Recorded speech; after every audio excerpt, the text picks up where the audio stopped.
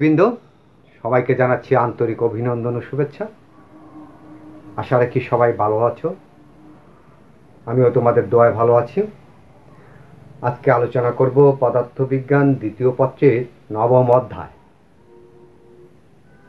এই অধ্যায়ের এটি অষ্টম ক্লাস। তার আগে 7টি ক্লাস নেওয়া হয়েছে এই অধ্যায় থেকে।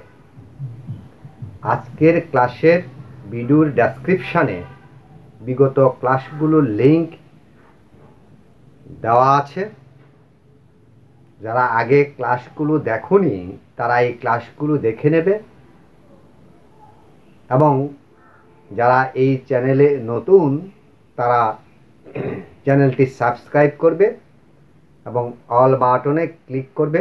লাইকস ও কমেন্টসের মাধ্যমে আমাদের সাথে সংযুক্ত থাকার চেষ্টা করবে। প্রিয় শিক্ষার্থীবৃন্দ, গত ক্লাসে আমরা আলোচনা করেছিলাম তেজস্ক্রিয় ক্ষয় সূত্র। নিশ্চয়ই তোমাদের মনে আছে। সেখানে আমরা বলেছিলাম যে তেজস্ক্রিয় পরমাণুর ভাঙ্গনের হার ওই সময়ে উপস্থিত অক্ষত পরমাণুর সংখ্যা সমানুপাতিক। আজকে এখন আমরা দেখব যে তেজস্ক্রিয় রূপান্তর সমীকরণ বা তেজস্ক্রিয় ক্ষয়ের সূচকীয় সমীকরণ। আমরা গত ক্লাসে বলেছিলাম যে এই তেজস্ক্রিয়তার ভাঙ্গন সেটা সূচকীয় নিয়ম মেনে চলে। আজকে সেই সূচকীয় নিয়ম বা সূচকীয় সমীকরণটি আমরা প্রতিপাদন করার চেষ্টা করব। অর্ধায়ু ও ক্ষয় ধ্রুবকের সাথে সম্পর্ক স্থাপন করার চেষ্টা করব, এবং গড়ায়ুর সাথেও অর্ধায়ু কিংবা ক্ষয় ধ্রুবকের সম্পর্ক বের করার চেষ্টা করব। তো প্রিয় শিক্ষার্থীবৃন্দ, আমরা জানি যে ক্ষয় সূত্র থেকে আমরা জানি যে ভাঙনের হার dn dt প্রপোর্শনাল n, বা dn dt equal to minus lambda n। প্রপোর্শনালকে উঠিয়ে দিলে এখানে এই ল্যামডা ব্যবহার করা হচ্ছে। এটি হলো ক্ষয় ধ্রুবক বা ভাঙন ধ্রুবক, যেটা সম্পর্কে গত ক্লাসে আলোচনা করা হয়েছে। এবং মাইনাস চিহ্ন দ্বারা বোঝানো হচ্ছে যে সময় অতিক্রান্ত হওয়ার সাথে সাথে অক্ষত পরমাণুর সংখ্যা কি হচ্ছে, কমে যাচ্ছে। আচ্ছা, তাহলে এনটা এদিকে নিয়ে আসলাম, ডিটিটা এদিকে দিয়ে দিলাম। তাহলে dn by n equal to minus lambda dt. আশা করি বুঝতে সমস্যা হওয়ার কথা না।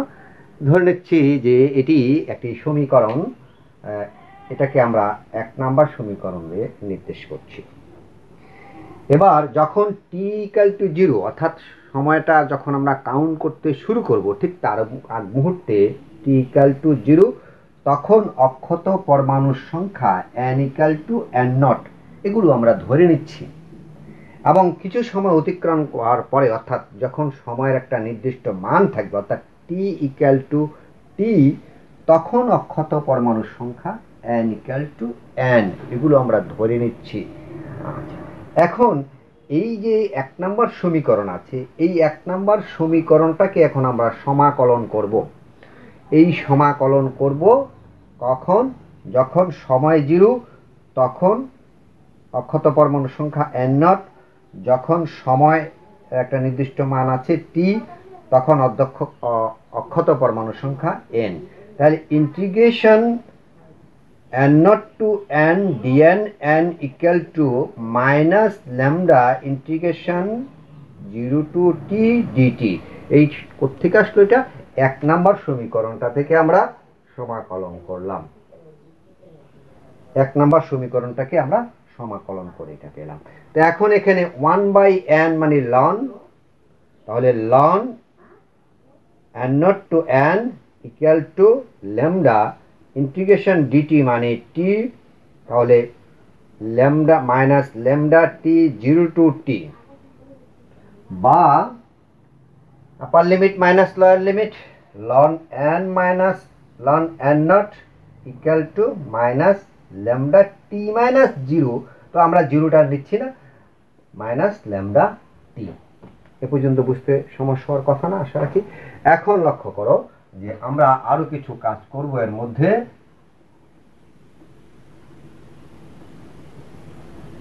তাহলে লগ এ মাইনাস লগ বি আমরা পড়ে এসেছি, তাহলে কি হবে লগ এ বাই বি।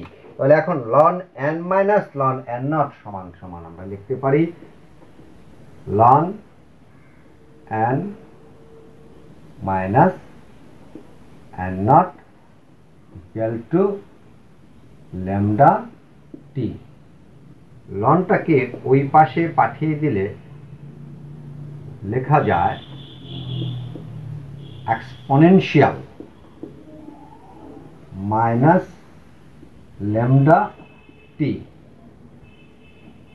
বা n ইকুয়াল টু এই এক্সপোনেনশিয়ালকে সংক্ষেপে লিখলে ই to the power lambda t.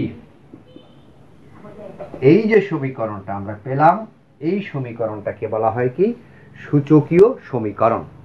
এই সমীকরণটার নাম হলো সূচকীয় সমীকরণ।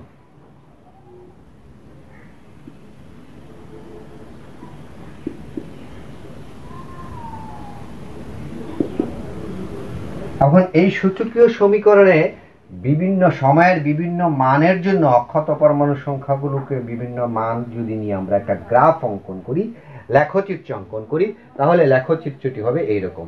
এক্স অক্ষের দিকে দিলাম টি, ওয়াই অক্ষে দিলাম আমরা অক্ষত পরমাণু সংখ্যা, এবং এই সময়ের বিভিন্ন মানের জন্য অক্ষত পরমাণু সংখ্যাগুলোকে নিয়ে একটি লেখচিত্র অঙ্কন করলে লেখচিত্রটি এইরূপ আকার ধারণ করে।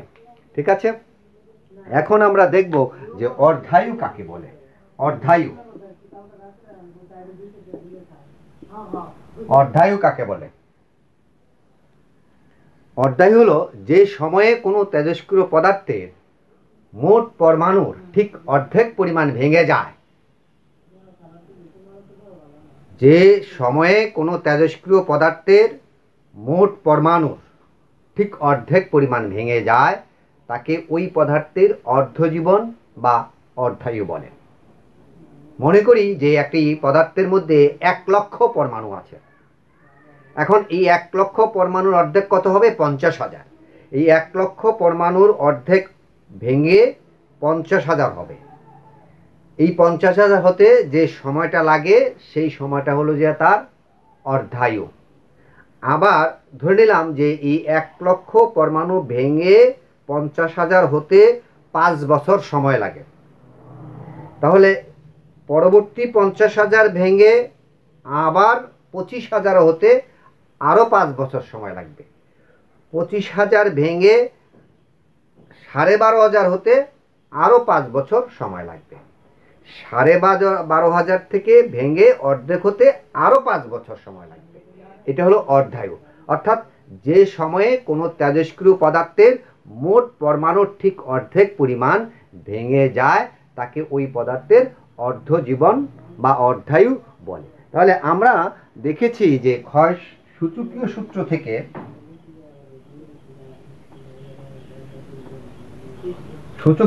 থেকে আমরা দেখেছি n equal to n not e to the power minus lambda T. যখন কি হবে? T equal to T half, অর্ধায়ুকে টি হাফ, তখন অক্ষত পরমাণু সংখ্যা n ইকুয়াল টু হবে n নট বাই 2। সুতরাং ওই সূচকীয় সূত্রের মধ্যে এখন আমরা লিখতে পারি n এর পরিবর্তে লিখতে পারি n not by 2 equal two n not e to the power minus lambda T to the power 1/2। তা এখন এখান থেকে n নট ক্যান্সেল হয়ে গেলে থাকে কি half equal two E to the power minus lambda T half. আচ্ছা, বা এক্সপোনেনশিয়ালটাকে যদি আমরা সরিয়ে দেই তাহলে লিখতে পারি লন half equal to minus lambda T half. এবার লক্ষ্য করো যে এই লন হাফ এর মান হলো কত? 0.963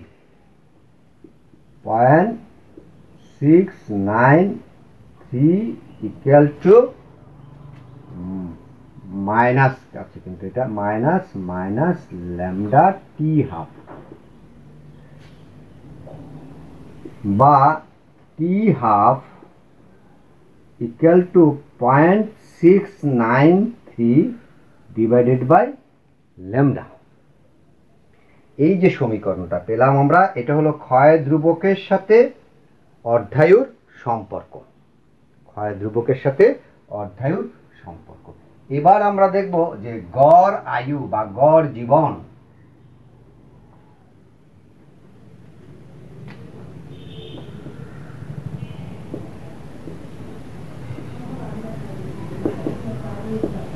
গড় আয়ু বা হাফ লাইফ।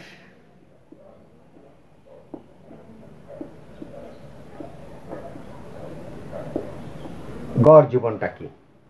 যে কোনো তেজস্ক্রিয় বস্তুখণ্ডের সবগুলো পরমাণুর জীবনকালের যোগফলকে, এটা একটা তেজস্ক্রিয় পরমাণু আর তেজস্ক্রিয় পদার্থ, এর সবগুলো পরমাণুর জীবনকালের যোগফলকে এর পরমাণুর প্রারম্ভিক সংখ্যা দিয়ে, এর পরমাণুর প্রারম্ভিক সংখ্যা দিয়ে ভাগ করে যে জীবনকাল পাওয়া যায় তাকে বলা হচ্ছে গড় জীবন বা গড় আয়ু। আবার একটু লক্ষ্য করো, এটি একটি তেজস্ক্রিয় পরমাণুর তেজস্ক্রিয় পদার্থের খণ্ড।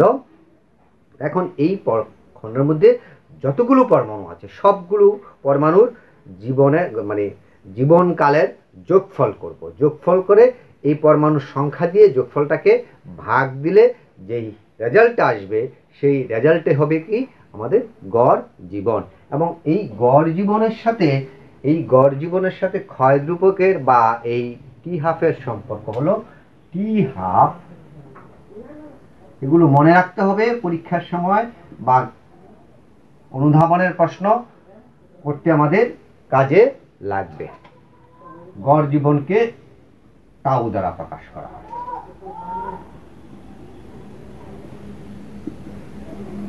এটা হলো গড় জীবন। এটা হলো গড় জীবনের সাথে অর্ধায়ুর সম্পর্ক। আবার গড় জীবনের সাথে ক্ষয় ধ্রুবকের সম্পর্ক হলো গড় জীবন ইকুয়াল টু 1/λ বা ক্ষয় ধ্রুবকের ব্যস্তানুপাতিক হলো গড় জীবন। তো আশা রাখি বুঝতে সমস্যা হওয়ার কথা না। যদি সমস্যা হয় বইয়ের সহযোগিতা নেবেন এবং আমার সাথে যোগাযোগ করার চেষ্টা করবেন। সবাই ভালো থেকো, সুস্থ থেকো। ধন্যবাদ সবাইকে।